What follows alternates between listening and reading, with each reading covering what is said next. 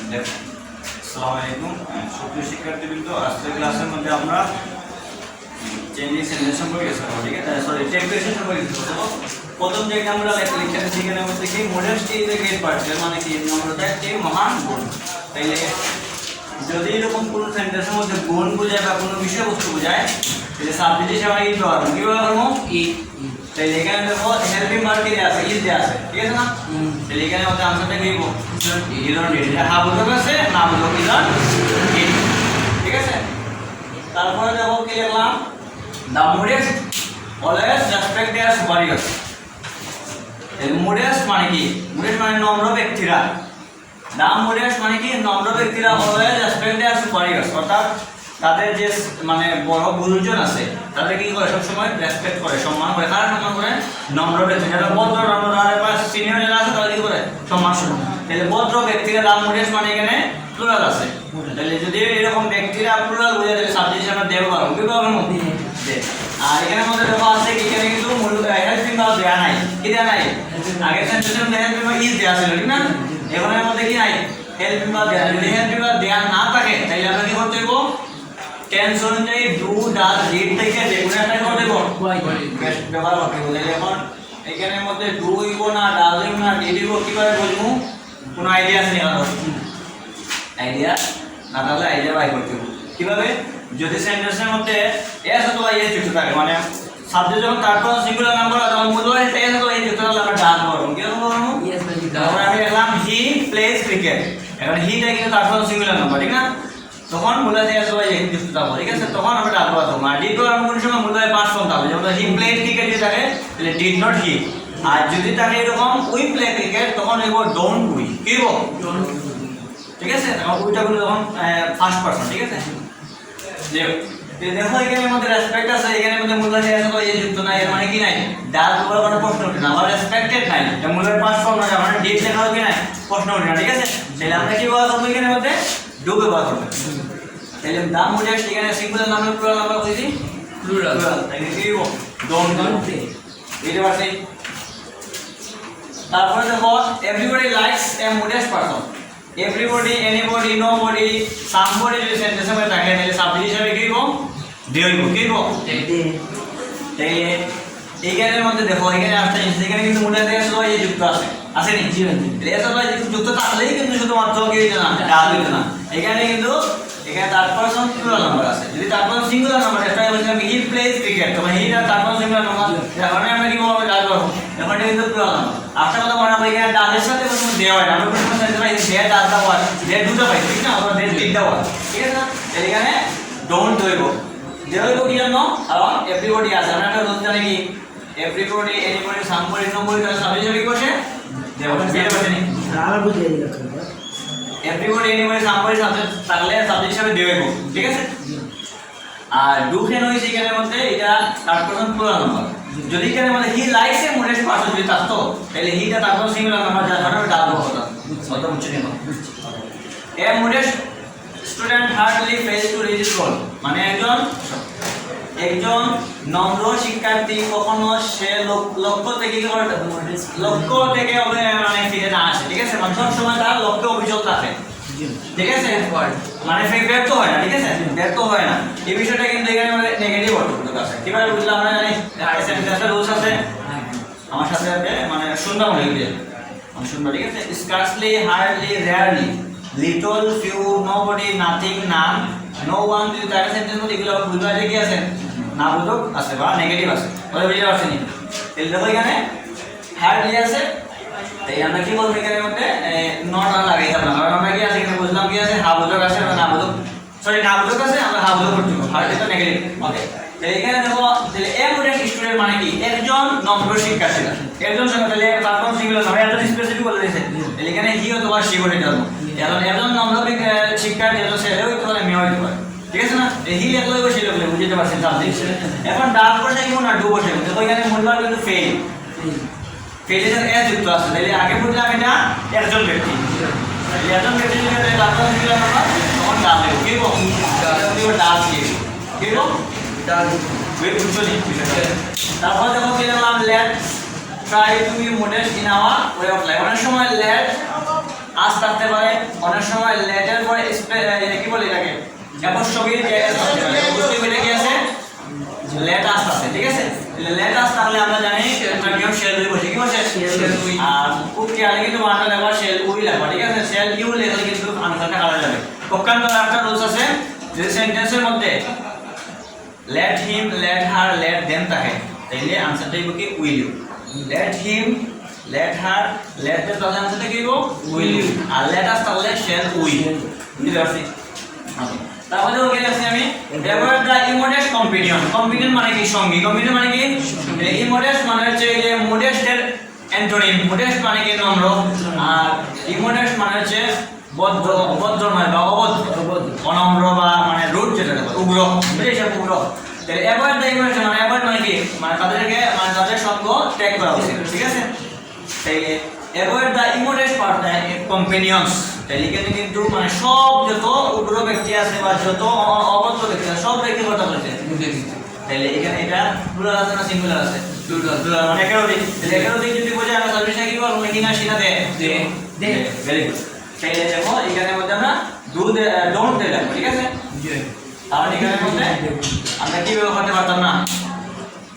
ডাস ব্যবহার করতে না, প্লুরাল আছে। ডি এর ব্যবহার করতে এখানে মধ্যে পাস কম নাই, ঠিক আছে? অ্যাভয়েড এট দেওয়া নাই কিন্তু, ঠিক আছে?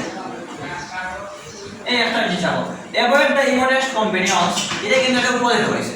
মানে কি? তুমি মানে এটা একটা উপদেশ না, এটা ইম্পারেটিভ সেন্টেন্স, ঠিক না?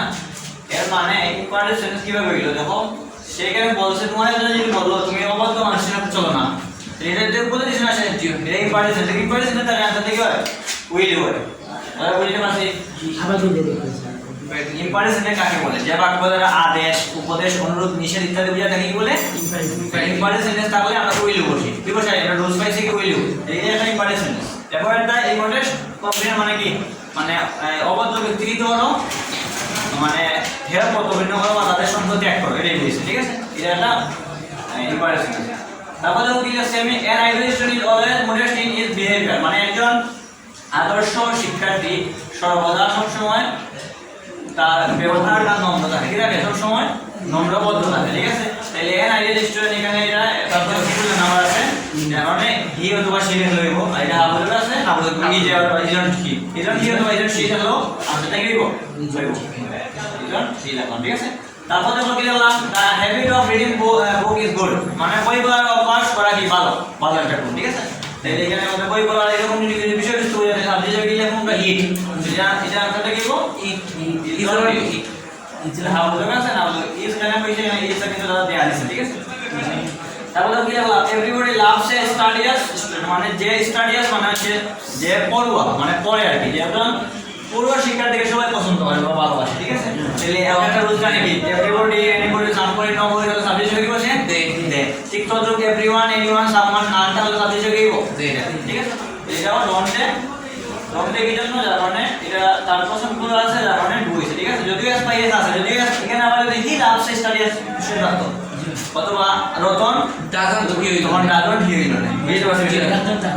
কারণ তারপর যেগুলো আমরা বললে বুঝছো তো, যেমন আমি তুমি সারা সবজি তার পছন্দ, আমি 5% মুখলা আই ওই আওয়ার মাই মাই এগুলো সব থেকে 5%, ঠিক আছে? আর সেকেন্ড পারসন কি হতো ইউ, আর তার পারসন যে বাকি সবগুলো, ঠিক আছে? এখন বাংলাতে এই পারসন দ্বারা হয় পুরুষ, তোমরা পুরুষ পারসন করতে দেখছো ব্যাকরণের মধ্যে পুরুষ, উত্তম পুরুষ, মধ্যম পুরুষ, নাম পুরুষ, ঠিক আছে? এটা একটা টপিকস আছে। সবটা যত ইংলিশ টপিকস আছে সবগুলো আবার বাংলা টপিকস আছে। যেমন আর্টিকেলস আছে, আর্টিকেলসে বাংলা টপিকস পদ আছে তো নির্দেশক পাইছো এটা। বয়েস যে আমরা বলি বয়েস এটা আছে বাচ্চ। আমরা যে নারেশন করি স্পিচ, এটা কিন্তু উক্তি পরিবর্তন বাংলাতে আমরা বলি, ঠিক আছে? এরকম প্রত্যেকটা বাংলাই আছে এটা নারেশন। এখন না এটা কিন্তু খুবই ডিফিকাল্ট একটা টেক কোয়েশ্চেন। দা উইডো আর শাট দা ডোর। উইডোর মানে কি জানি? উইডোর মানে হচ্ছে এটা কিন্তু উইন্ডো না, মানে সময় আমাদের যেটা আছে এটা উইন্ডো, এটা কিন্তু আসলে উইডো। উইডো মানে হচ্ছে বিধবা, বিধবা বিধবা ব্যক্তি। অর্থাৎ বিধবা ব্যক্তি দরজাটা কি করছিল? বন্ধ করছিল, শান্ত। এটা কিন্তু খুবই কঠিন একটা, মানে দেখতে লাগে যে সময় সহজ, এটা কিন্তু আসলে ডিফিকাল্ট। কিভাবে ডিফিকাল্ট আমি বলি এখন। এই শার্ট যেটা আছে বাদ দেওয়া আছে এখানে, শার্ট এমন একটা বার হেল্পিং মানে মূল বার, এটা তিনটা ফর্ম সেম। এটা ফর্ম কি? Shirt shirt shirt shirt. যেভাবে রেড রেড রেড মানে বানান সেম, এটা বানানটাও তিনটা সেম। তাহলে এখন এটা বলবে এখানে কিভাবে বলবে এটা প্রেজেন্ট ইনডিফিনিটে আছে না পাস্ট ইনডিফিনিটে আছে বুঝতে গেল তখন দা উইডোয়ার মানে কি একটা বিধবা ব্যক্তি মানে বিধবা ব্যক্তি কি তার প্রথম সিঙ্গুলার নাম্বার তাহলে বিধবা যেহেতু এটা মহিলা মানে আমরা সাবজেক্টে সি বসে মাস্ট বি এখন এখানে এটা প্রেজেন্ট ইনডিফিনিট না পাস্ট ইনডিফিনিট এটা প্রশ্নটা কেন নেই এটা পাস্ট প্রেজেন্ট ইনডিফিনিট হইতো যদি এখানে এস অথবা এস থাকতো আমরা জানি কি তারপর সিঙ্গুলার নাম্বার তাহলে তখন এস অথবা এস যুক্ত হয় কিন্তু তারপর সিঙ্গুলার আছে কিন্তু এখানে আমাদের এস অথবা এস যুক্ত হয় এর মানে এটা পাস্ট টেন্সের মধ্যে পাস্ট ইনডিফিনিট মানে সাবজেক্ট প্লাস বলে পাস্ট ফর্ম তারপর আমরা জানি কি পাস্ট ফর্ম অফ থার্ড তাহলে এটা উত্তর হইব ডিড নট বুঝতে পারছেন কিন্তু খুবই ডিফিকাল্ট এবং এটা কিন্তু একবার করে একটা বোর্ডে আসছিল মেবি সিলেট বোর্ডে আসছিল মনে হয় 2022 সালে ঠিক আছে দেখো তখন লোকে বললাম nothing is more enjoyable to them than cricket অর্থাৎ ক্রিকেট খেলা উপভোগ করার মতো আর কোনো কিছু হতে পারে না ঠিক আছে তাদের জন্য আর কোনো কিছু উপভোগ্য না তাহলে একটা রুলস আমরা জানি সামথিং এভরিথিং এনিথিং নাথিং যদি সেন্টেন্সের মধ্যে থাকে তাহলে সাবজেক্ট আমরা কি বসাই দে বসাই ঠিক আছে তাহলে সাবজেক্ট আমরা কি বসাই দে বসাই ঠিক আছে তাহলে দেখো এখানের মধ্যে এভরিথিং এনিথিং নাথিং আছে এই শুধু পজিটিভ না নেগেটিভ নেগেটিভ অর্থ যে নাথিং যদি থাকে তাহলে আমরা আনসার দেব কি ইজ দে না সরি দে না তো ইট হইব সাবজেক্ট নাথিং তাহলে ইট হয় এভরিথিং এভরিবডি তাহলে তখন দেওয়া ঠিক আছে ইজ ঠিক আছে তাহলে নাথিং হলো negative how exciting the game is মানে কি মানে খেলাটা কি মানে কি রকম উপভোগ্য ছিল ঠিক আছে কেমন উপভোগ্য ছিল তাহলে এটা একটা খেলাটা বিষয়বস্তু লিখলে এখানে কি লিখব ইজ নট ইট যেটা মানে ইজ নট ইট তারপর যখন নো ওয়ে ট্রান্স চালায় মানে কি মানে মিথ্যাবাদী কেউ কি করে না বিশ্বাস করে না মিথ্যাবাদী মানে যদি সেন্টেন্সের মধ্যে নো বডি এভরিবডি সামনে তাহলে সাবজেক্ট হিসেবে কি বলবো দেবশেন নো বডি শুধু নেগেটিভ না পজিটিভ নেগেটিভ যে মিথ্যাবাদীকে কেউ বিশ্বাস করে না এটা নেগেটিভ আছে তাহলে এখানে পজিটিভ হইব ডু দে ঠিক আছে ডু কেন হইলো আমরা এখানে এল বা বিন তাহলে ডু ডাজ জিরো ঠিক আছে এই যে পুরো নাম্বার মানে হেল্প দ্য হেল্পলেস মানে কি সাহায্য করে সাহায্যহীনকে সাহায্য করে ঠিক আছে এই যে একটা ইম্পর্টেন্ট সেন্টেন্স ঠিক আছে হেল্প দ্য হেল্পলেস এটা কি আদেশ উপদেশ অনুদের মতো ইংরেজি ঠিক আছে তারপরে আমরা কি লিখলাম they shall not come to me তাহলে আমাদের জন্য আসে না ক্যালসিয়াম না নেগেটিভ তাহলে এখানে ডু দেবে ঠিক আছে আশা করি বুঝতে পারছো যারা আমাদের ইউটিউব চ্যানেলে এখন নতুন তারা দ্রুত সাবস্ক্রাইব করে নিবা যাতে করে সহজে ক্লাসের ভিডিওগুলো বিশেষ করে যারা এসএসসি পরীক্ষার্থী তোমরা কমেন্ট সেকশনে বলবা যে তোমাদের কোন কোন টপিকের সমস্যা আমরা চেষ্টা করব সেই সব ক্লাসের ভিডিও চ্যানেলের মধ্যে আপলোড দিতে সবাই ভালো থাকো সুস্থ থাকো আসসালামু আলাইকুম